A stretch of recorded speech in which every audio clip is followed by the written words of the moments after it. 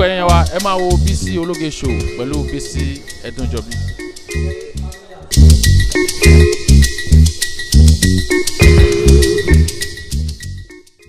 All winners.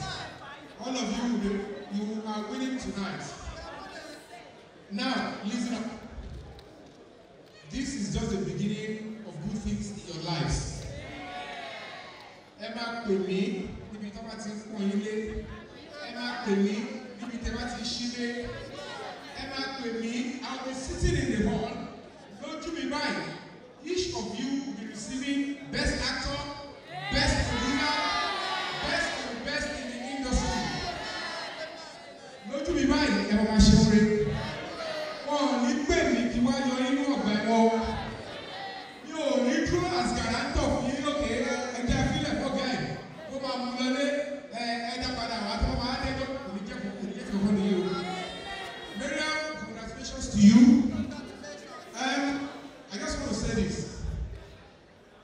One thing that I know vividly when I was with my boss, late Alhaji Kibaba today original, the drilling and the discipline is that ìjọ tí o bá tiẹ̀ pupa àbó tiẹ̀ kọ̀ kù sínú, it might bring the end to your career. That is my foundation.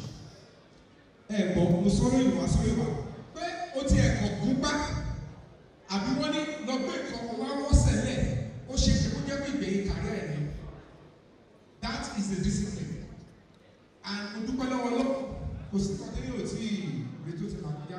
I'm just going to appeal to you pé sọ fún yín lálẹ́ àná. I spoke to you like a father that please ẹ má jẹ́ kí ìṣúyà yín lò kẹ̀yájú sí ẹni àgbàlagbà nínú tíátà. The only time you become my enemy ni tí wọ́n bá pè mí tí wọ́n fi ẹjọ́ kọ̀ọ̀kan ní ìṣòro pé kẹ̀yájú sí any adult, any leader, any veteran in the industry. Kí ni mo sọ? You will become my instant enemy. Ó pè mí kẹ̀yájú sí mi kí n fòṣù kí n fi para kí n bá yín wíkọ̀. Tó bá ti pè mí ta wàhálà ti dé nìyẹn o. So when you are going into the industry, ó pè kọ́ bá sọ pé kí wá jù kí ló dé ìrẹ̀lẹ̀ pọ́. Ó pè kí n parí yẹn jù kọ́ mú complain wa. Mi ìfẹ́ mú iye owó tẹ ní o. Mi ìfẹ́ mú iye ilé tẹ máa kọ́ o. Mi tẹ bá ti tẹ aṣọ àgbà mọ́lẹ̀, you will have me to struggle with. So ẹ̀yin ẹ bí wọn. To the family of these lads and the ones that are still learning, please give them every necessary support they need. Miriam, Igbabiwa, without honesty, kò ní sí owó tó máa fi jẹun. Our sister, wọn fẹ́ kí n ṣiṣẹ́ tíátà yìí, wọn support mi, wọn ti fi mi kúrò ní. Wọ́n á ní gbogbo mi wá wá sí i. Even during location, a tún gbé kíni POS wá, a máa fi ṣọ́ra ẹgbẹ́ kó lè rí kò fi sẹ́nu. Ohun tó bá wọ́n fọ́ ní ìdílé pé kò wá sí.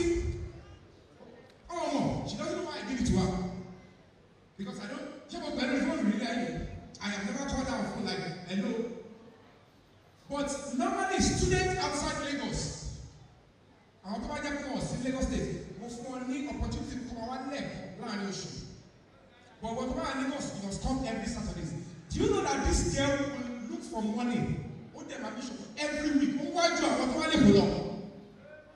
Despite what she's going through at home, I'm not sure me, I'm not for, as she go work.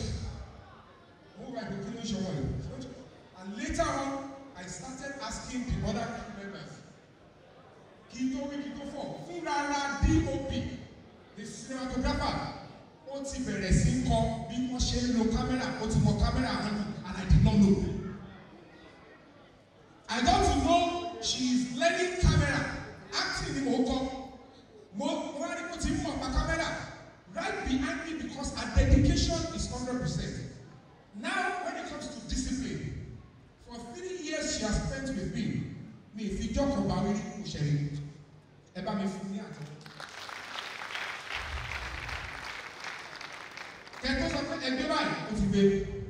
If you pass instruction to them, she adheres. If you get people here, keep back with them, don't let it happen. Don't buy shit, keep right. You don't buy shit. Fly, you don't buy shit.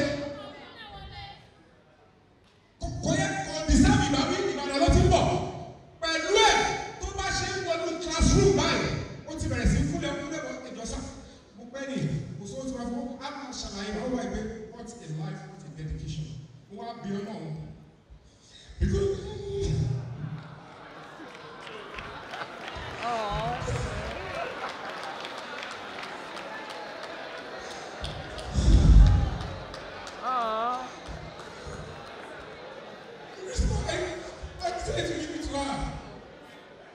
I remember when I was Baba Sue,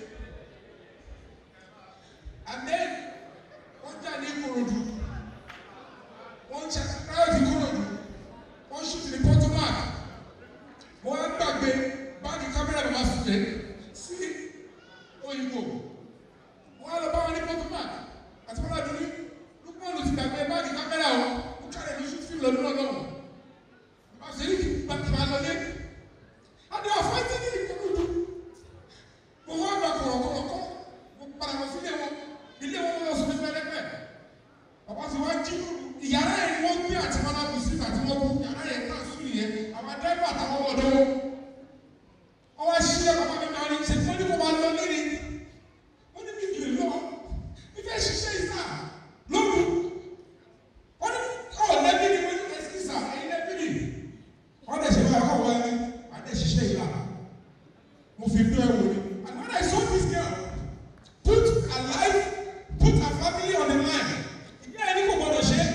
What they did, what they want, what they are going to do, and they come on share. What do I know? What they are doing, what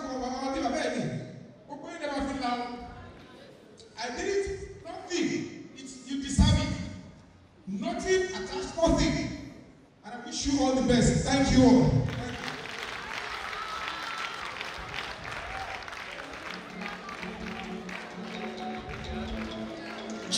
Thanks for watching this video. Please don't forget to click on subscribe button. Kindly comment and share. We drop new videos daily. Thank you. God bless you.